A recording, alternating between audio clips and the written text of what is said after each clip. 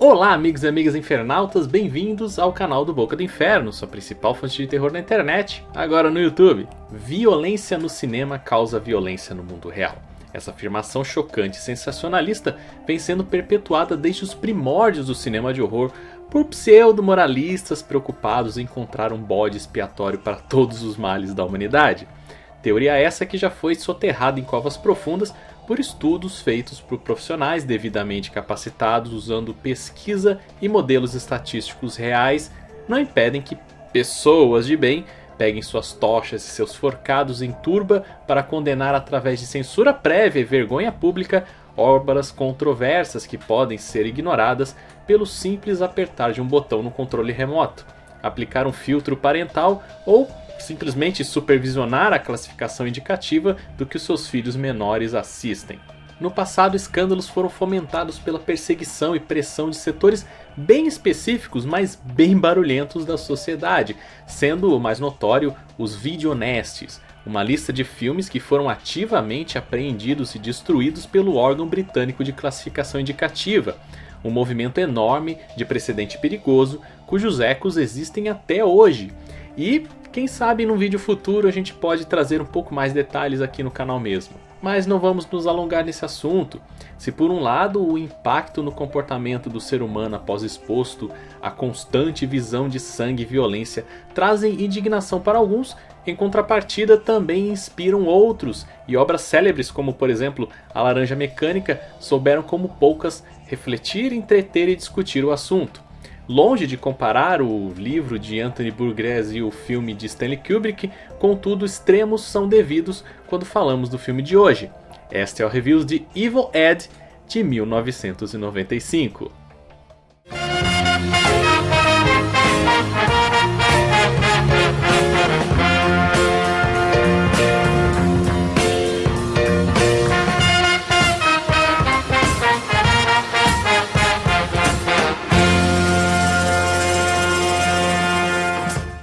Evil Ed já mostra o que veio já na abertura, quando um editor de uma série de slashers se tranca na sala de edição e fica muito doido.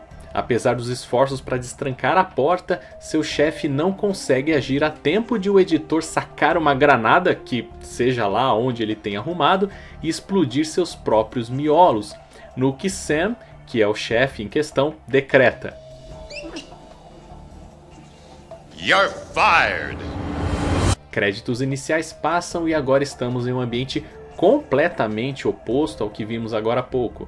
Roupas brancas, limpeza ilibada, uma sala com classe e cuidado no tratamento das películas. Esse é o departamento de filmes europeus da mesma empresa. E é lá onde nosso protagonista, Edward Thor Swenson, trabalha.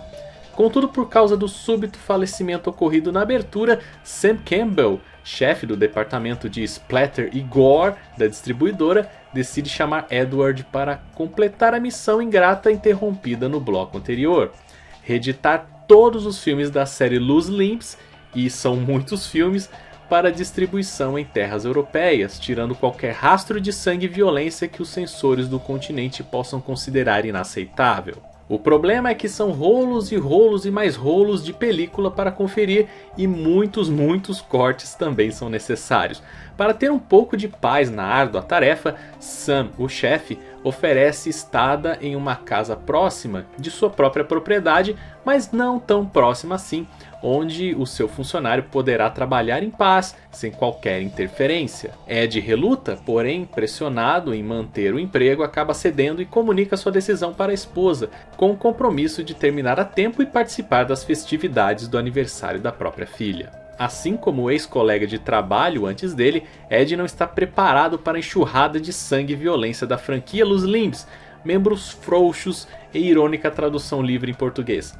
Com cada cena mais repulsiva e nojenta que a anterior, conforme o tempo avança, a personalidade do homem vai sendo deturpada aos poucos. Começam com simples pesadelos que evoluem em alucinações que se contorcem até uma completa transformação de sua personalidade, que ao contrário do editor anterior, não é auto-infligida, mas como o antagonista da franquia que está trabalhando, é externada em qualquer um que apareça em seu caminho, ainda que seja da sua própria família. Evil Ed é de uma fase do cinema de horror onde mais do que nunca galões de látex e sangue falso eram usados incessantemente para chocar e entreter despretensiosamente. Corrosão, ameaça em seu corpo, o ataque dos vermes malditos podem ser citados, e Brain Dead, Fome Animal, de Peter Jackson, considerado o seu maior expoente ocidental. Mas com pelo menos 2 dezenas de filmes feitos no underground japonês, desafiando barreiras e convenções de forma bem gráfica, nessa época alguns dos expoentes profissionais da maquiagem e dos efeitos especiais, como Greg Nicotero, Screaming Mad George, estavam em seu auge. Ainda que os filmes em si não sejam tão bons, a criatividade nos efeitos era imensa. Mesmo que fosse uma tendência de época nos Estados Unidos e Japão, surpreende que alguém da Suécia, um país mais conhecido até então por seus dramas pesados, onde filmes de horror não eram tradicionais ou não conseguiam ser lançados além da Escandinávia, tenha surgido no cenário com uma força tão proeminente. O próprio Evil Ed tira um sarro, mostrando uma cena estereotipada de um drama em preto e branco, algo que poderia ter saído das lentes de Ingmar Bergman, por exemplo. Fruto da imaginação de Anders Jacobson, que assina fotografia, direção e co-roteiro em seu primeiro longa, a escolha inteligente por rodar a obra praticamente toda falada em inglês já denota uma pretensão de conseguir distribuição para outros territórios. E através da linguagem universal da comédia e violência, Evil Ed mostra rápido ao que veio com impressionantes e absurdos e muito bem realizados efeitos especiais. Tem de tudo um pouco aqui, adereços variando em membros decepados, as máscaras e maquiagens protéticas, aplicada nos rostos do elenco e até animatrônicos, representado por esse boneco horroroso que xinga e mostra o dedo para Ed. Passagens que envolvem exibição de efeitos especiais em Evil Ed normalmente são enfáticas e enérgicas, um deleite para os olhos, pelo menos se você procura violência. E se praticamente todo o parco orçamento foi utilizado para a confecção das nojeiras diversas que aparecem em cena, também foi muito sagaz o diretor e sua equipe em reconhecer as suas limitações financeiras e escolher um roteiro que não exige quase nada para ser executado. Nenhuma tomada externa relevante, poucos atores principais, mínimos figurantes são exigidos. Não é exagero afirmar que 90% do filme se passa nessa casa velha onde Ed está trabalhando, ou nos cenários limitados da franquia Los Limbs que não passam de 4 paredes, ou ainda em um hospital onde Ed é levado no clímax, tudo bem enxuto e bem redondo nesse aspecto. Referências a produções melhores aparecem eventualmente na forma de cartazes nas paredes dos cenários, o que muita gente elogia por si só, mas vamos lá, né? Só pendurar pôster e chamar de homenagem é um pouco puxado. Muito mais relevante é a estrutura, carregada nos clichês do gênero slasher splatter, desde seu simbolismo, do seu simplismo e as suas intermináveis franquias. Coisa para deixar qualquer um doido, mas não necessariamente pela violência. Parte pela grana, parte pela escolha artística, também chama atenção que existe uma certa contenção e até alguma sutileza. Nem tudo que Los Limbs tem a oferecer é mostrado para o público de Evil Ed. Muitas vezes somos apresentados somente com o áudio das diversas atrocidades, enquanto o nosso personagem principal, Ed, assiste incrédulo na mesa de edição, deixando a imaginação do espectador fazer o restante do desenho. Campbell chega a ponto de cobrar Ed do corte de uma cena, digamos, bem peculiar. I want you to answer a simple question. Can you do that for me? And tell me this. Where in the fuck is my beaver rape scene? Porém, nem tudo é sem seus percalços.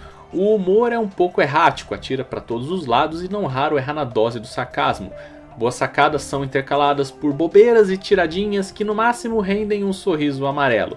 A fotografia às vezes é tão carregada no tom azul que chega a ser um pouco enjoativo e, ironicamente, justamente Evil Ed precisava de mais esmero na mesa de edição. Já comentei que nas cenas onde efeitos especiais são demonstrados há muita energia, movimentos de câmera dinâmicos sem qualquer vergonha do que tem para mostrar. O problema é a fluência com que o restante quando não temos efeitos especiais a serem exibidos. Tudo que envolve diálogos, introspecção, desenvolvimento de personagens, ainda que carente e mesmo em um roteiro simples como o de Evil Ed, arrasta o tempo de duração. De repente aparece uma densa névoa de barriga e o filme acaba sendo vítima dos seus próprios excessos. sem ter como manter a atmosfera constante. Se o ritmo do filme fosse representado por o gráfico, ele seria mais parecido com uma função trigonométrica senoide do que como uma função logarítmica. Entendeu? Os atores também demonstram bastante essa falta de regularidade. Se os óbvios destaques são para os dois principais papéis, Johan Rudebeck e Olof Rodin, que interpretam Ed e Campbell respectivamente, pois sem eles fazerem um bom trabalho o filme não existiria. É o vai e vem entre chefe e funcionário que faz o filme muito mais engraçado. Mas o mesmo não pode ser dito do restante. Qualquer outro personagem é sofrível a ponto do desinteresse. Pelo menos a presença do elenco de apoio é bem pontual e não afeta tanto quanto poderia ser. No frigir dos ovos, recomendar ou não Evil Ed depende muito do que você espera dele, porque a balança é bem desequilibrada. Se você busca uma aula de efeitos visuais, uma trama despretensiosa, autodepreciativa, carregada de sarcasmo e humor negro, está no lugar certo. Qualquer coisa além disso vai pesar bastante no seu julgamento. Não encontrei evidências de que Evil Ed tenha sido lançado no Brasil, que é uma pena porque cairia como uma luva no mercado de home video nacional. Portanto, se quiser fazer seu próprio juízo de valor, fãs endinheirados podem encontrar uma versão definitiva em Blu-ray duplo, mais DVD restaurado, lançado pela Arrow Video nos Estados Unidos. Ou para nós, réus mortais, você encontra o filme aqui, completinho no YouTube. É só procurar por aí. E por enquanto é só, pessoal. Gostaria de agradecer a sua visita. Se você gostou, like, comentário, sininho, tudo que você já sabe fazer por aí. E também gostaria de convidá-los a acessar o site do Boca do Inferno, onde lá você encontra textos com notícias, críticas e artigos atualizadas diariamente com tudo sobre o melhor e o pior também do cinema fantástico. Eu vou ficando por aqui, volto em breve para uma nova All Reviews. Um grande abraço e até lá. Tchau!